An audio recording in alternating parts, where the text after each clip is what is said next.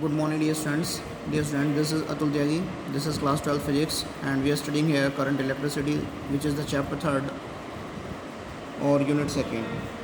Dear students, in today's video we will start relation between J, sigma and E, यानी कि microscopic form of forms लो. तो start करते हैं अपना video. Relation between J, sigma and E. हमको पता होता है, we know that I equals to N e a v d. मैंने आपको पहले भी बताया था I equals to N e a v d होता है. इसके साथ साथ वी ऑल्सो नो दैट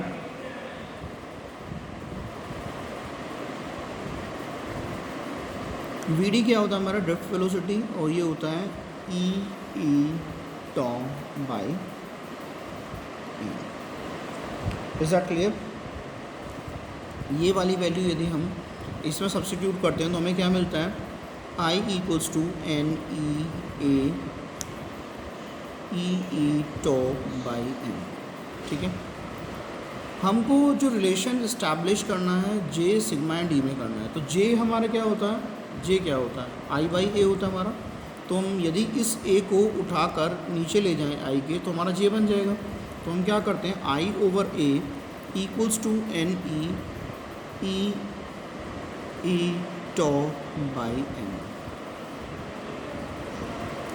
यहाँ आई बाई ए क्या होता है, as we know I over A equals to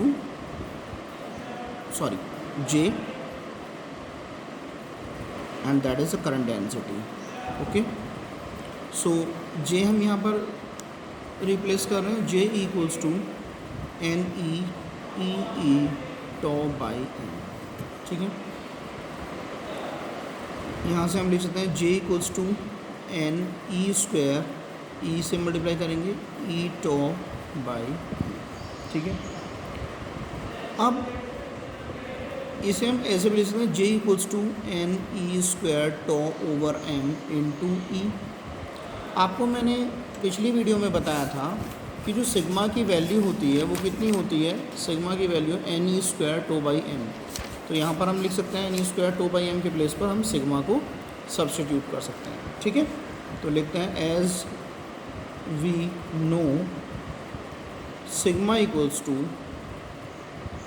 N E square tau over m, so J equals to sigma E. ठीक है. जो हमें रिलेशन इस्टेब्लिश करना था, ये हमारा क्वेश्चन है, जे सिग्मा और ई के बीच में रिलेशन. इसको हम microscopic form of forms law भी बोलते हैं. It is also known as MICROSCOPIC, microscopic मतलब छोटी वाली फॉर्म ऑफ ओम्स लॉ.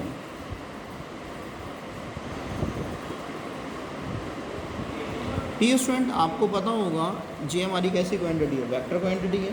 ठीक है. क्योंकि ये करंट डेंसिटी है हमारी. ठीक है. मैं पहले पिछली वीडियोस में बता चुका हूँ इसके बारे में कि जो हमारा जे होता है वो हमारा वेक्टर क्वांटिटी है. इसके साथ साथ जो इलेक्ट्रिक फील्ड है वो भी हमारा वेक्टर क्वांटिटी है. तो ये हम इसे vector form of forms law भी बोलते हैं. Sometimes it is also known as vector form of forms law. ठीक है. It is also known as vector form of forms. Okay. यहाँ पर हम वेक्टर लगा देंगे, जे पर वेक्टर लगा देंगे, ई पर वेक्टर लगा देंगे, ये वेक्टर फॉर्म ऑफ फॉर्म्स होगा हमारा. ठीक है. अब जो टेम्परेचर का इफ़ेक्ट होता है रेजिस्टेंस पर, उसके बारे में हम स्टडी करते हैं. तो नेक्स्ट हेडिंग डालते हैं, effect EFFECT, effect of temperature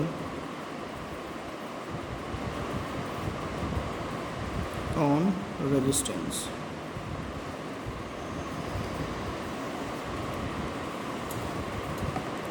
effect of temperature on resistance.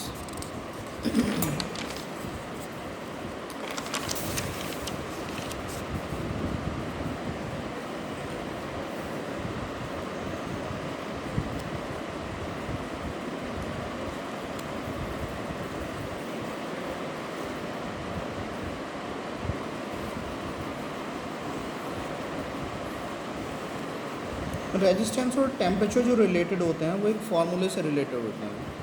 Resistance and temperature are related as, कैसे रिलेट करते हैं हमारे, R T equals to R naught 1 plus alpha into T minus T naught. हम यहाँ से alpha की value निकालते हैं, R T over R naught equals to 1 plus alpha into T minus T naught. Clear? ये 1 इधर ट्रांसफ़र कर लेते हैं, R T over R naught equal, sorry 1 को इधर ट्रांसफ़र कर रहे हैं, इस 1 को इधर ट्रांसफ़र करते हैं तो -1 equals to alpha into T minus T naught. LCM ले लेते हैं तो R T minus R naught over R naught, यहाँ एलसीएम ले लीजिए, 1 और आर नोट का क्या एलसीएम आएगा, आर नोट आएगा, आर नोट से आर नोट को डिवाइड करेंगे 1 आएगा, 1 की आर टी से मल्टीप्लाई करेंगे आर टी आएगा, 1 से आर नोट को डिवाइड करेंगे आर नोट आएगा, आर नोट की 1 से मल्टीप्लाई करेंगे आर नोट आएगा। Okay, alpha into T minus T naught, ये टी माइनस टी नोट भी नीचे आ जाएगा, R T minus R naught upon R note और ब्रैकेट में लिख देंगे T minus T naught equals to alpha. इसे हम ऐसे भी ले सकते हैं, और alpha equals to R T minus R naught upon R naught T minus T naught. Is that clear? यहाँ ये जो एल्फ़ा है इसे टेम्परेचर कोफिशिएंट ऑफ रेजिस्टेंस भी बोलते हैं। ठीक है, यहाँ पर चलिए मैं इनकी सभी की वैल्यू लिख देता हूँ। where here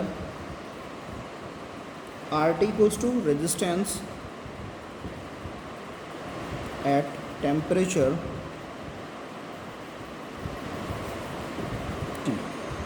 T टेम्परेचर पर जो रेजिस्टेंस है वो RT है। R नोट इक्वल्स टू ये रेजिस्टेंस एट टेम्परेचर किस पर, T इक्वल्स टू 0 पर। उसके बाद आता है हमारा यहाँ पर एल्फ़ा, क्या है हमारा RT का आर नोट हो गया एल्फ़ा, एल्फ़ा इक्वल्स टू ये कोई कांस्टेंट है मेटल्स के लिए, ठीक है ना, it is temperature coefficient of resistance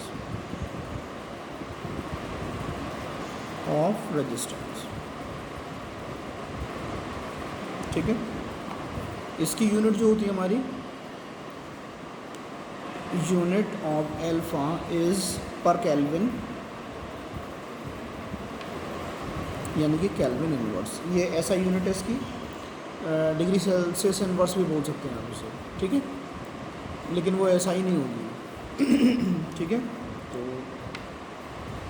यहाँ से इस फॉर्मूले से हम ऐसे भी लिख सकते हैं, ऐसे इस फॉर्मूले को हम ऐसे लिख सकते हैं, एल्फ़ा इक्वल्स टू यहाँ से क्या है, R T minus R nought है, R T minus R nought मतलब change in resistance, change in resistance, change in RESISTANCE, change in resistance upon, ध्यान से देखें ये क्या है हमारा original resistance, ORIGINAL, original resistance RESISTANCE, okay. और ये क्या है, चेंज इन टेम्परेचर इनटू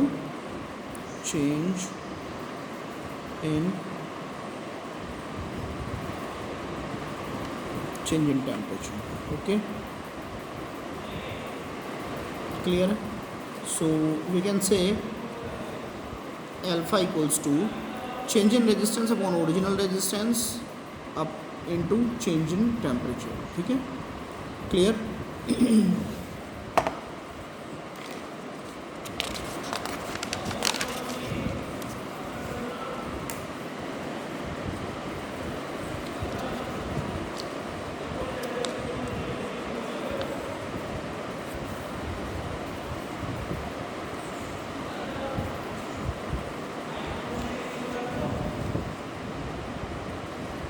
अब इसे डिफ़ाइन कैसे करेंगे, तो हम लिख सकते हैं, so alpha can be defined as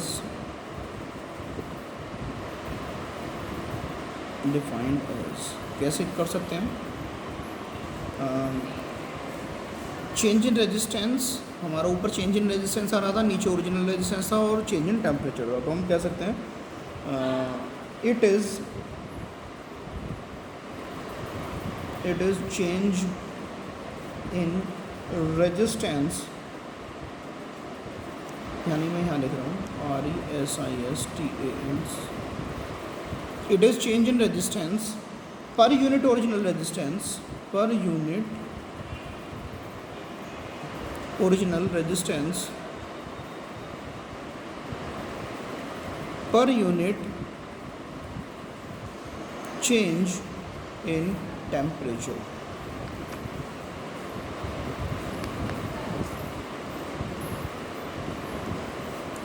it is change in resistance per unit original resistance per unit change in temperature. ठीक है, अब ध्यान रखने की बात यह है, alpha is positive for metals, alpha is positive but very small, almost zero कह सकते हैं आप, ऑलमोस्ट ज़ीरो, किसके लिए? For alloys, for alloys।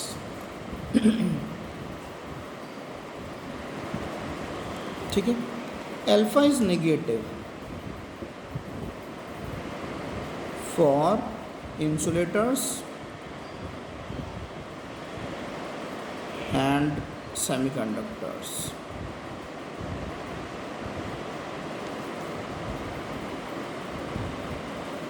Okay, यदि हम रेजिस्टेंस या फिर रेजिस्टिविटी और टेम्परेचर में ग्राफ प्लॉट करते हैं तो हमें किस टाइप से आएगा?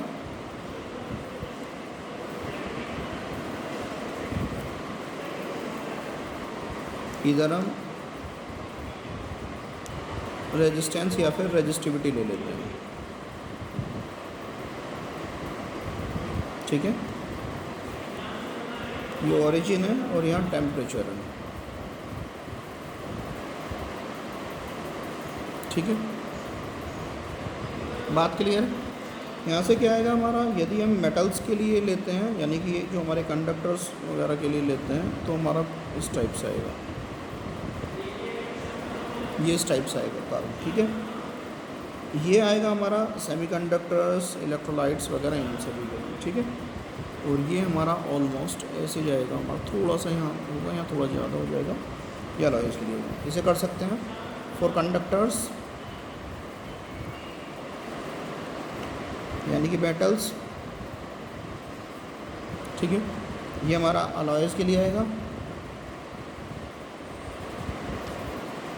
अलॉयज़ में कौन कौन से होते हैं? मैंगनीन हो सकता है, कॉन्स्टेंटन हो सकता है, नाइक्रोम हो सकता है, यूरेका हो सकता है। ठीक है, और ये हमारा क्या है, हमारा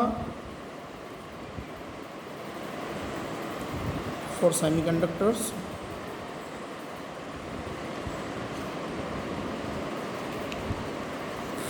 या फिर हमारे इलेक्ट्रोलाइट्स हो सकते हैं, इंसुलेटर्स हो सकते हैं फॉर सेमीकंडक्टर्स, INSULATORS,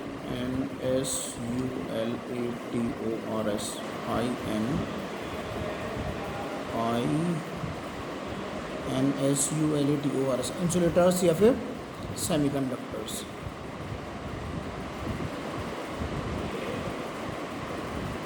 SEMICONDUCTORS,